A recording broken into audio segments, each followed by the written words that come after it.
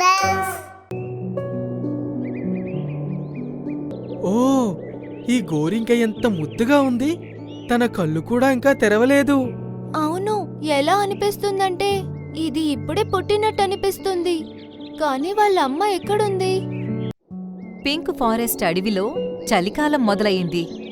వాతావరణంలో వస్తున్న మార్పుతో పాటు కొంచెం కొంచెం స్నోఫాల్ కూడా మొదలైంది. సాయంత్రం వరకు జంతువులు మంచులో ఎంజాయ్ చేసి వాటి ఇంటికి వెళ్లి పడుకున్నాయి. కాని మరుసటి రోజు టీను పిచ్చుక పడుకుని లేవగానే తనకి ఏదో విచిత్రంగా కనిపించింది.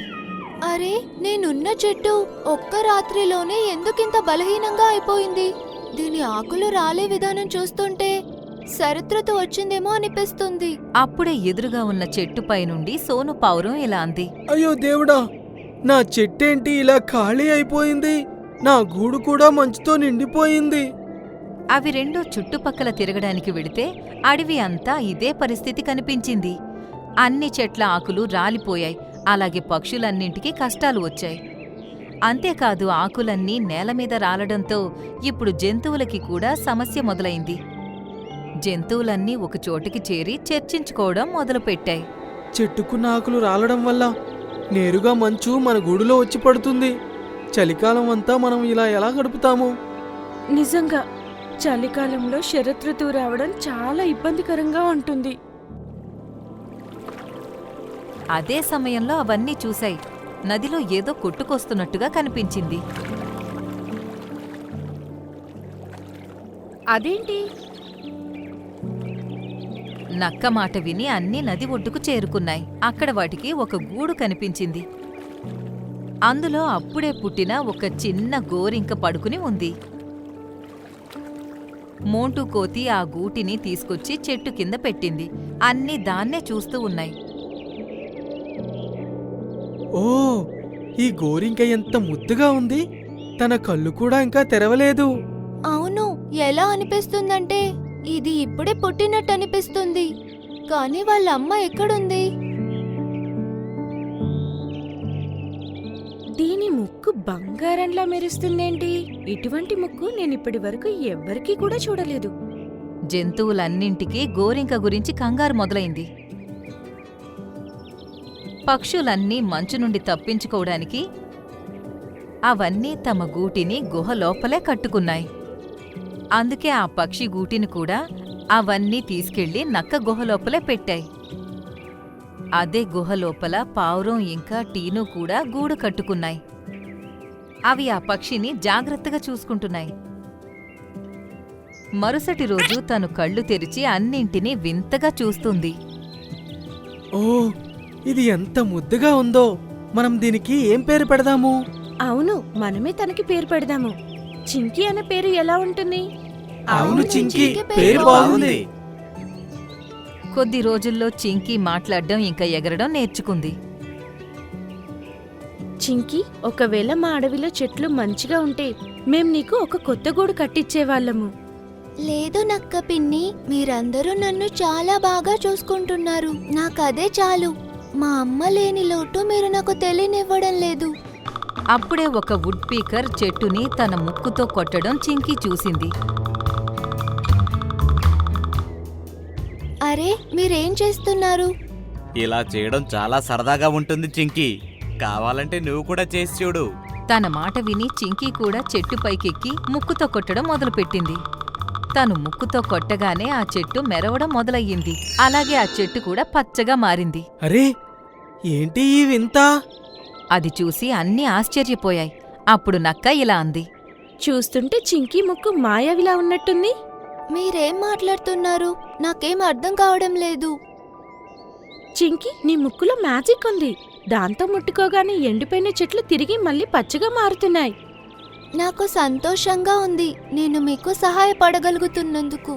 మీరు చూస్తూ ఉండండి, నేను కొద్ది రోజుల్లోనే ఈ అడవి మొత్తాన్ని పచ్చగా మార్చేస్తాను.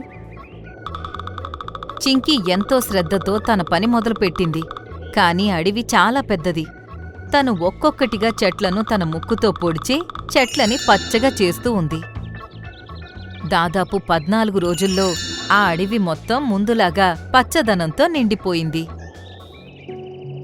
పక్షులన్నీ తమ గూళ్లను చెట్టుపైన పెట్టుకుని ప్రశాంతంగా ఉండడం మొదలుపెట్టాయి. కొద్ది రోజుల తర్వాత అడవిలోకి ఒక గోరింక వచ్చింది. నువ్విక్కడున్నావా? నేను నీకోసం ఎక్కడెక్కడో వెతికాను. అరే, ఎవరు నువ్వు? నేను చింకి వాళ్ళ అమ్మని. గ్రీన్లాండ్ అడవిలో ఉంటాను. తను పుట్టాక నేను నీళ్లు తాగడానికి చెరువు దగ్గరికెళ్ళాను. ఇంతలోనే తననెవరో తీసుకెళ్లిపోయారు. నేను తిరిగొచ్చి చూస్తే నా గూడు ఖాళీగా ఉంది. తల్లి గోరింక కళ్ళల్లో నీళ్లు చూసి అన్నీ కరిగిపోయాయి. నేను నా బిడ్డని తీసుకెళ్ళొచ్చా?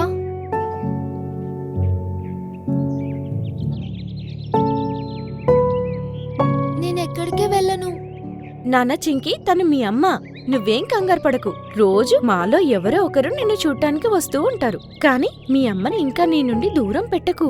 తన మాట విని చింకి మౌనంగా అన్నింటికీ బాయ్ చెప్పి తన అమ్మతో కలిసి అక్కడ్నుండి వెళ్ళిపోయింది. జంతువులన్నీ చింకీ గురించి మాట్లాడుకుంటూ ఉన్నాయి. అప్పుడే నక్క గట్టిగా ఇలా అంది. మనం చాలా పెద్ద తప్పు చేశాము.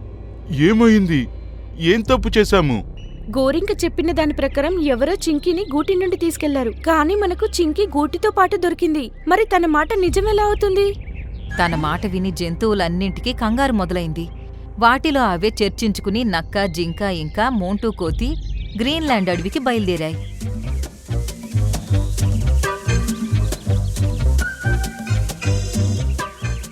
దారిలోనే వాటికి చింకి ఇంకా గోరింక కనిపించాయి. వాటినక్కడే ఆపేశాయి.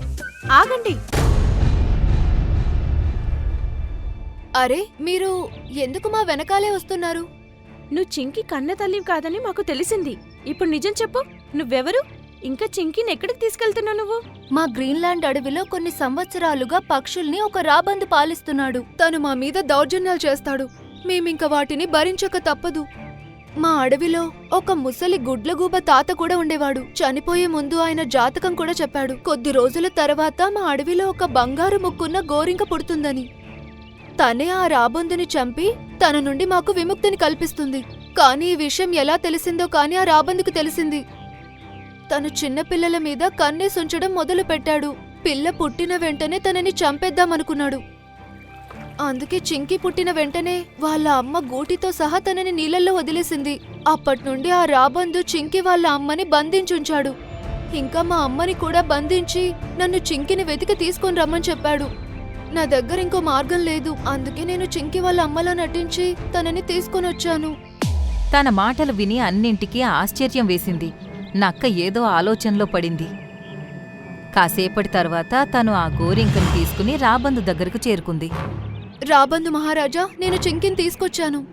ఆహా, అయితే తనేనా బంగారు ముక్కున్న గోరింక? ఒక పంజరంలో ఎర్ర రంగు ఇంకా పచ్చరంగు గోరింకలు బంధించి ఉన్నాయి. వాటి దగ్గర్లోనే నిప్పు మండుతుంది. చింకి తల్లి, నువ్వు వెంటనే పారిపో. వాడు నిన్ను చంపేస్తాడు. చింకీ, వెంటనే నీ ముందున్న మంటలోకి నువ్వు దూకు, లేదంటే నేను మీ అమ్మని చంపేస్తాను. తన మాట విని చింకీ నెమ్మదిగా నిప్పు వైపుకు వెళుతుంది. చింకీ వాళ్ళమ్మ ఏడుస్తూ తనని అక్కడ్నుండి వెళ్ళిపోమ్మని చెప్తుంది. అప్పుడే నక్క, జింక, మోంటూ కోతి ముందుకొచ్చాయి. ఆగు చింకి. కోతి వెంటనే పంజరం తీసి గోరింకల్ని విడుదల చేసింది. వద్దు! చింకి, నువ్వింక భయపడకు. వెంటనే నీ ముక్కుతో రాబందు మీద దాడి చెయ్యి. నా నుంచి దూరంగా ఉండు, దగ్గరికి రాకు. నక్క మాట విని చింకీ ధైర్యం చేసి రాబందుని ముక్కుతో పొడిచింది. తను ముక్కుతో పొడవగానే రాబందు నేల మీద పడిపోయింది. ఇంకా గట్టిగా అరిచి ఆ! ఆ! తన ప్రాణాలు వదిలేసింది. చింకి తల్లి, చింకీ వాళ్ళమ్మ తనని హత్తుకుని ఆనంద బాష్పాలు కార్చింది. ఆ తర్వాత చింకీ ఇంకా వాళ్ళమ్మ అన్నింటితో కలిసి అడవికి తిరిగి వచ్చి ఇక సంతోషంగా జీవించాయి. ఒకరోజు అడవిలో టీను పక్షి ఒక గుడ్డు పెట్టింది. అది చాలా శ్రద్ధగా దానికి కాపలా కాస్తుంది. ఆఖరికి కొద్ది రోజుల తర్వాత టీను వెయిట్ చేస్తున్న రోజు కూడా వచ్చేసింది. ఆ గుడ్డు పొదిగే రోజు. కొంచెం అటు ఇటు కదిలిన తర్వాత గుడ్డు పగిలింది. దాంట్లో నుంచి ఒక చిన్ని పక్షి బయటికొచ్చింది. Tweet tweet tweet. టీను ఆ చిన్ని పక్షిని చూసిన వెంటనే షాక్ అయిపోయింది. ఎందుకంటే దానికి 2 తలలున్నాయి. అంటే అవి 2 వేరువేరుగా మాట్లాడగలుగుతాయి. మరియు ఇద్దరి మైండ్ కూడా వేరువేరు. టీను దానికి పేరు ట్విన్స్ అని పెట్టింది. రైట్ సైడ్ లో ఉన్న తలని రైటీ, లెఫ్ట్ సైడ్ లో ఉన్న తలని లెఫ్టీ అని పిలుస్తుంది. ఒకరోజు ట్విన్స్ విహారయాత్ర కోసం అడవిలో ఎగురుకుంటూ వెళ్తున్నాయి. అప్పుడు లెఫ్టీ యొక్క దృష్టి ఒక చెట్టు మీద పడింది. దాంట్లో చాలా ఆపిల్స్ ఉన్నాయి. ట్విన్స్ ఆ చెట్టు మీద వెళ్లి కూర్చున్నాయి. లెఫ్టీ తినడం ప్రారంభించింది. వావ్, చాలా టేస్టీగా ఉంది. లెఫ్టీ తినడం చూసి రైటీకి కూడా తినాలని అనిపించింది. లెఫ్టీ, నువ్వు చాలా సేపటి నుంచి తింటున్నావు. ఇప్పుడు నాకు తినాలనిపిస్తుంది. నన్ను కూడా తిననివ్వు. భోజనం ఎవరు తింటే ఏంటి, దాంట్లో ఏమీ వ్యత్యాసం ఉండదు. ఎందుకంటే మన ఇద్దరు పొట్ట ఒకటే. అంటే నేనేం తిన్నా గాని మన పట్టులోకే వెళ్తుంది. కాని కొంచెమైనా నన్ను తిన్నివ్వు. ఈ పండుని ఫస్ట్ నేనే చూశాను, అందుకు దీన్ని తినే హక్కు నాకు మాత్రమే ఉంది. అది విని రైటీ ఏమీ మాట్లాడలేదు. కానీ అది ఈ విషయానికి కక్ష తీర్చుకోవాలని అనుకుంటుంది. మరుసటి రోజు మళ్ళీ అలాగే జరిగింది. ట్విన్స్ ఆకాశంలో ఎగురుతూ ఉన్నాయి. ఇప్పుడు రైటీ యొక్క దృష్టి పండు మీద పడింది. అది చెట్టు యొక్క కొమ్మ మీద కూర్చుంది. కానీ ఈసారి రైటీ తింటూ ఉంది మరియు లెఫ్టీ చూస్తూ ఉంది. రైటీ, నువ్వు చాలా తిన్నావు. ఇప్పుడు నన్ను తిన్ననివ్వు. ఎందుకు? ఈ పండు మీద ఫస్ట్ నా దృష్టి పడింది, అందుకే దీన్నిప్పుడు నేనే తింటా. అంతేకాదు, మనిద్దరికీ ఉన్నది ఒకే పొట్ట.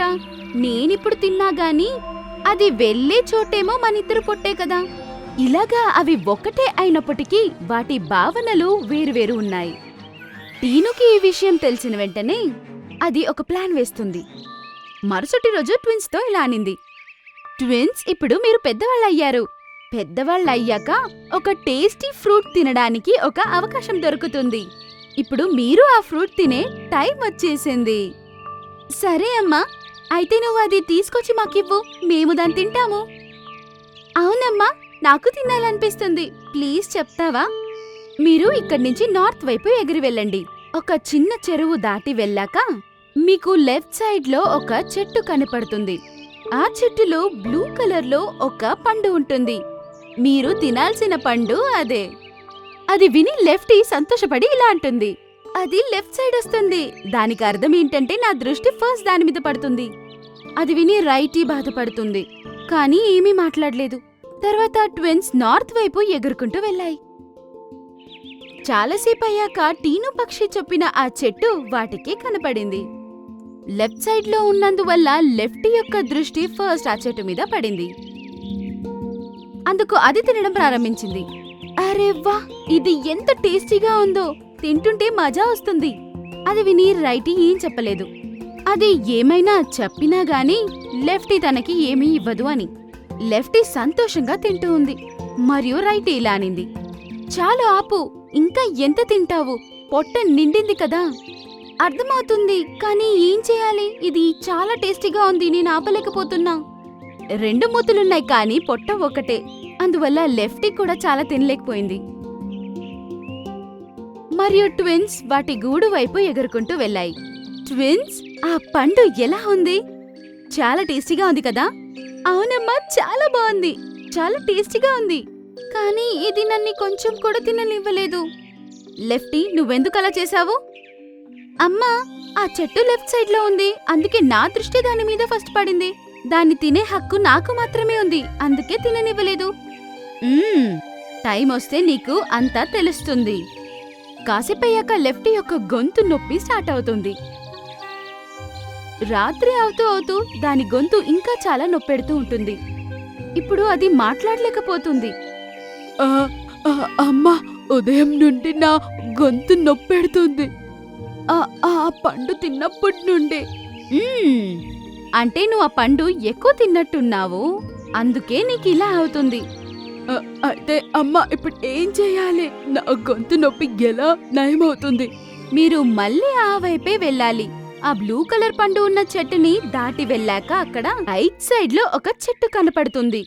దాంట్లో అలాంటిదే గ్రీన్ కలర్ లో ఒక పండు కనిపిస్తుంది. దాన్ని తినగానే నీ గొంతు నొప్పి మాయమవుతుంది. సరే అమ్మా, నేను ఇప్పుడే వెళ్తాను. అలా అని అవి అక్కడి నుంచి వెళ్లి ఆ చెట్టు దగ్గరికి చేరుకున్నాయి. కానీ చెట్టు రైట్ సైడ్ లో ఉండడం వల్ల రైటీ యొక్క దృష్టి దాని మీద పడింది. మరియు వాళ్ళు ఆ చెట్టు మీద కూర్చుని వెంటనే రైటీ దాన్ని తినడం ప్రారంభించింది. రైటీ, నా గొంతు నొప్పెడుతుంది. ఈ పండుని నన్ను తిన్నివ్వు. ఇది రైట్ సైడ్ లో ఉండడం వల్ల నా దృష్టి ఫస్ట్ దీని మీద పడింది. అందుకు దీన్ని తినే హక్కు నాకు మాత్రమే ఉంది. అలా అని చెప్పి రైటీ ఆ ఫ్రూట్ ని తినడం ప్రారంభించింది. మరియు వాటి గూటు వైపు ఎగురుకుంటూ వెళ్ళాయి. టీను వెళ్లి చూసినప్పుడు లెఫ్టీ యొక్క గొంతు నొప్పి నయం కాలేదు. అందుకు లెఫ్టీ తనతో అన్నీ చెప్పింది. అది విని టీను నవ్వుతుంది. ఇప్పుడు మెయిన్ ప్లాన్ బాకీ ఉంది. కాసేపయ్యాక ట్విన్స్ యొక్క పొట్టలో నొప్పెడుతుంటుంది. మరియు రైటీ టీను దగ్గర ఇలా అంది, అమ్మా, కడుపు నొప్పెడుతుందమ్మా. మీరిద్దరూ ఒక్కటే, కానీ ఇద్దరు వేరే వేరే ఆలోచనలో పెట్టుకున్నారు. ఇద్దరు వేరే వేరేలాగా ప్రవర్తించారు. మీ పొట్టలో నొప్పెందుకు పెడుతుందంటే గొంతు నొప్పిని న్యాయం చేసే పండుని నువ్వు ఎక్కువగా తిన్నావు. మీరు మళ్ళీ అక్కడికే వెళ్ళాలి. ఈసారి లెఫ్ట్ సైడ్ లో ఒక చెట్టు వస్తుంది. ఆ పండు తింటే మీ పొట్ట నొప్పి నయమవుతుంది. కానీ లెఫ్ట్ సైడ్ లెఫ్టీది కదా, గొంతు పాడైపోయినందువల్ల అది తినలేకపోతుంది. ఇప్పుడు చెప్పండి, ఈ సమస్యకు సరైన పరిష్కారం ఏంటి? అది విని లెఫ్టీ మరియు రైటీకి వాళ్ళు చేసిన తప్పేంటో అర్థమైంది. ఫస్ట్ లెఫ్టీ ఏం ఫ్రూట్ తినాలో ఆ ఫ్రూట్ ని తిని గొంతు నొప్పి నయం చేసుకుంటుంది. మరియు లెఫ్ట్ సైడ్ లో వచ్చే ఫ్రూట్ ని నేను తిని మా పొట్ట నొప్పిని నయం చేసుకుంటాము. మరియు ఇప్పుడు మేము ప్రమాణం చేస్తున్నాము, ఈ రోజు నుంచి మేము గొడవ పడము. ఏం దొరుకుతుందో దాన్ని మేమిద్దరం సగం సగం తింటాము మరియు ఒకరి మాట ఒకరు వింటాము. అది విని టీను సంతోషిస్తుంది. మరియు ట్విన్స్ రెండు మొహాలతో ఆ వైపు ఎగురుకుంటూ వెళ్ళాయి. రైటీ సైడ్ ఉన్న పండుని లెఫ్టీని తిననిస్తుంది. అందువల్ల గొంతు నొప్పి మాయమవుతుంది. మరియు ముందుకు వెళ్లి లెఫ్టీ సైడ్ ఉన్న ఫ్రూట్ ని రైటీని తిననిస్తుంది. వాళ్ళ పొట్ట నొప్పి కూడా మాయమైంది. మరియు ట్విన్స్ వారి గూడు వైపు సంతోషంగా వెళ్ళాయి. లెఫ్టీ మరియు రైటీ ఇద్దరూ ఒకరితో ఒకరు మాట్లాడుకొని మళ్ళీ ఒక్కటయ్యాయి.